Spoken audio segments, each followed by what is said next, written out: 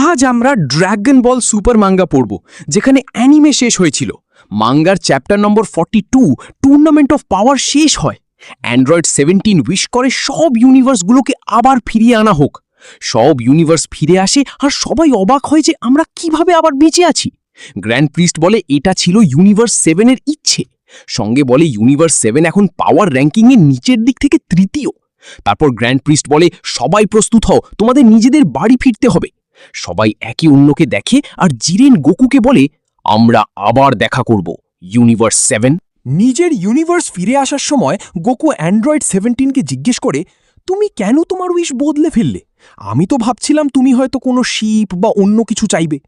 Android 17 বলে, আমি আর পারলাম না, আর আমি চাইনি যে ওই দুই ছোট শয়তান নিজের মতো করে সবকিছু নিয়ন্ত্রণ নিক। সাথে সাথে সুপ্রিম কাই বলে, তোমার মানে জেনো। ভেজিটা বলে, আমাদের কাছে অনেক শিপ আছে, আর আমি নিশ্চিত বুলমা তাদের মধ্যে থেকে একটা তোমাকে দিবেই, কারণ তুমি তো আমাদের ইউনিভার্স বাঁচিয়েছ। পরে ফ্রিজা গোকুকে বলে, তুমি আমার রিভাইভ দেওয়ার প্রতিশ্রুতি দিয়েছিলে, মনে আছে তো? গোকু জবাব দেয় যে হ্যাঁ, আমি দ্রুত ড্রাগন বলগুলো জোগাড় করে তোমাকে আবার জীবিত করে দেব। সাথে সাথেই উইস ফ্রিজাকে রিভাইভ করে এবং ফ্রিজা এর মাথা থেকে রিংটা হারিয়ে যায়। ফ্রিজা আবার জীবিত হয়ে ওঠে এবং উইস বলে, এটা লর্ড ব্রিউসের উপহার। ফ্রিজা জিজ্ঞেস করে, তুমি কি নিশ্চিত? কারণ আমি আগের মতোই থাকব। গোকু বলে, যখন সেই সময় আসবে আমি আবার তোমাকে হারাবো। সবাই ক্যাপসুল কর্পোরেশনে পৌঁছে যায় আর বুলমা ওদের স্বাগত জানায়। ফ্রিজা আর অ্যান্ড্রয়েড 17 নিজেদের বাড়ি চলে যায়। গোকু বলে জিরেন সত্যিই খুব শক্তিশালী ছিল এবং ভেজিটা হ্যাঁ বলে। তখনই ব্রিয়াস গোকু আর ভেজিটাকে বলে যে বুঝতে পারলে ইউনিভার্স কত বড়। গোকু বলে যে অ্যান্ড্রয়েড 17 তেমন কিছু করে না, কিন্তু সে আমাদের মতোই শক্তিশালী। তখনই বুলমা চেঁচিয়ে বলে, কি তেমন কিছু করে না? অন্তত সে চাকরি করে, কিন্তু কিছু সেয়ান আছে সে কিছুই করে না। তখন ভেজিটা গোকুকে বলে, এটা কোথা থেকে এলো? এখনো বুলমাও জানে না আমি অ্যান্ড্রয়েড 17কে শিপ দেওয়ার প্রমিস করেছি। তখন গোকু সেখান থেকে চলে যায় আর বলে, তোমরা ডিল করো, আমি একদম ব্যস্ত। তারপর ব্রোলি বনাম গোকু ভেজিটার সিন হয়, যা তোমরা সবাই জানো। কিছুদিন পর গোকু ইনস্ট্যান্ট ট্রান্সমিশন ব্যবহার করে ভেজিটার কাছে যায় এবং তাকে ট্রেনিংয়ের জন্য ইনভাইট করে। ট্রেনিংয়ের মাঝে ভেজিটা গোকুকে জিজ্ঞেস করে, তোমার আল্ট্রা ইনস্টিংক্টের কি হলো? গোকু বলে, টুর্নামেন্টের পর থেকে সেটা ব্যবহার করতে পারিনি। তখন ভেজিটা বলে, মানে তুমি নিজের ইচ্ছায় সেটা ব্যবহার করতে পারো না? এটা কি টেকনিক? আর ট্রেনিংয়ে মন দিতে শুরু করে। ঠিক তখনই গ্র্যাভিটি চেম্বারের দরজার ঘণ্টা বাজে এবং গোকু আর ভিজিটাকে বাইরে ডাকা হয়। হারকিউল মানে মিস্টার স্যাটানের জরুরি ফোন এসেছে। গোকু আর ভিজিটা যখন বাইরে আসে তখন বুলমা তাদের জানায় যে হারকিউলের ম্যানশনে কোনো অজানা গ্যাং বুকে কিডন্যাপ করছে।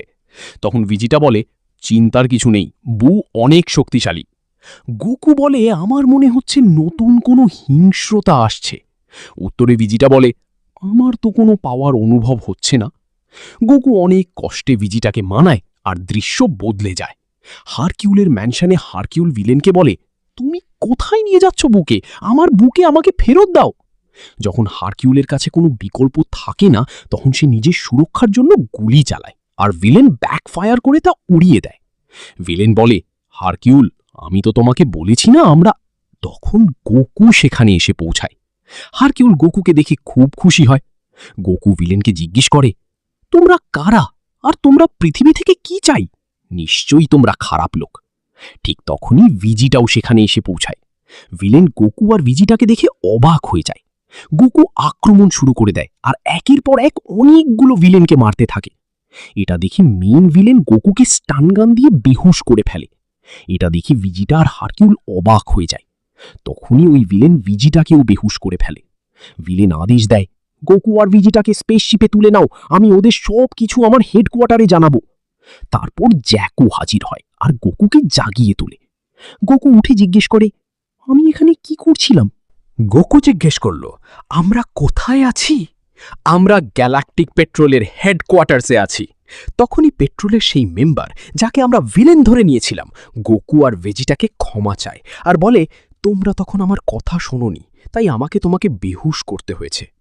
এরপর জানা গেল সে নাম্বার 1 এলিট এজেন্ট মেরুস, যে 104 সেক্টর দেখাশোনা করে, আর জ্যাকো শুধু 3টে সেক্টর নিয়ন্ত্রণ করে। তখনই ভেজিটা জিজ্ঞেস করে, যদি মেরেস এত শক্তিশালী হয় তাহলে তাদের বু থেকে কি দরকার? তখন মেরেস বলে যে গ্যালাকটিক প্রিজন থেকে একজন অপরাধী পালিয়ে গেছে, আর তাকে আবার ধরতে আমাদের কারো সাহায্য দরকার। গোকু আর ভেজিটা জিজ্ঞেস করে, কার সাহায্য?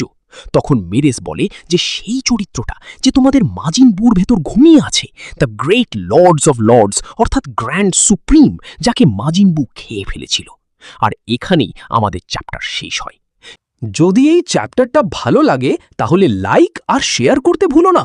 আমরা 100 লাইকের টার্গেট রেখেছি, আর যত তাড়াতাড়ি এই লাইক গোল কমপ্লিট করবে তত শিগগিরই পরের চ্যাপ্টারে ভিডিও বানাবো।